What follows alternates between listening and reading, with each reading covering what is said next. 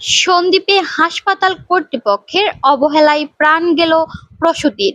সন্দ্বীপ চট্টগ্রামের বিচ্ছিন্ন দ্বীপ উপজেলার সন্দ্বীপে অবস্থিত একটি বেসরকারি হাসপাতালে চিকিৎসায় গাফিলতির কারণে এক প্রসূতির মৃত্যুর অভিযোগ উঠেছে। উপজেলার স্বর্ণদ্বীপ ফাউন্ডেশন হাসপাতালে ঘটা এই অনাকাঙ্ক্ষিত মৃত্যুকে কেন্দ্র করে স্থানীয় বাসিন্দাদের মধ্যে তীব্র উত্তেজনা ও অসন্তোষ বিরাজ করছে। পারিবারিক সূত্রে জানা যায়, সন্তান প্রসবের জন্য ওই প্রসূতিকে স্বাভাবিক প্রসবের আশায় হাসপাতালে ভর্তি করা হয়। প্রসবকালীন সময়ে রোগীর শারীরিক জটিলতা দেখা দিলে অতিরিক্ত রক্তক্ষরণ শুরু হয়। স্বজনদের দাবি, রোগীর অবস্থা সংকটাপন্ন হওয়ার পরও সেখানে উপস্থিত চিকিৎসক ও নার্সরা দ্রুত কোনো কার্যকর পদক্ষেপ নিতে পারেননি।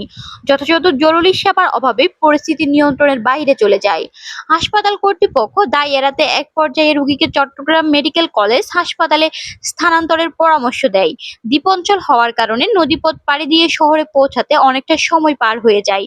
চমেক হাসপাতালে নিয়ে যাওয়ার হলে কর্তব্যরত চিকিৎসক তাকে মৃত ঘোষণা করেন। স্বজনদের অভিযোগ, সময়মতো সঠিক চিকিৎসা পেলে হয়তো মা ও নবজাতকের ভাগ্য অন্যরকম হতে পারত। এলাকাবাসীর দাবি, স্বর্ণদ্বীপ ফাউন্ডেশন হাসপাতালে এটি প্রথম অবহেলার ঘটনা নয়। এর আগেও একাধিকবার ভুল চিকিৎসা ও অব্যবস্থাপনার অভিযোগ উঠেছে এই প্রতিষ্ঠানের বিরুদ্ধে। স্থানীয়দের মতে, গুরুতর রোগীদের জীবন ঝুঁকিতে ফেলে দ্রুত শহরে রেফার করে দেওয়া এই হাসপাতালের নিয়মিত চিত্র। জরুরি মুহূর্তে দক্ষ চিকিৎসক বা অ্যানেস্থেসিয়ার ডাক্তার খুঁজে পাওয়া যায় না। সেবার মান উন্নত না হলেও রোগীদের কাছ থেকে চড়া ফি আদায় করা হয়। অভিযোগের বিষয়ে বিস্তারিত জানতে হাসপাতাল কর্তৃপক্ষের সাথে যোগাযোগের চেষ্টা করা হলেও তারা কোনো মন্তব্য করতে রাজি হননি। ঘটনার পর থেকে হাসপাতালের দায়িত্বশীল কর্মকর্তাদের কাউকে সেখানে পাওয়া যায়নি।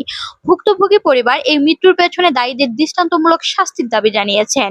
এদিকে সন্দ্বীপের সচেতন সমাজ দ্বীপের বেসরকারি চিকিৎসা ব্যবস্থায় প্রশাসনের কঠোর নজরদারি এবং এই ঘটনার সুষ্ঠু তদন্ত চেয়েছেন, যাতে ভবিষ্যতে আর কোনো মায়ের কোল এভাবে খালি না হয়।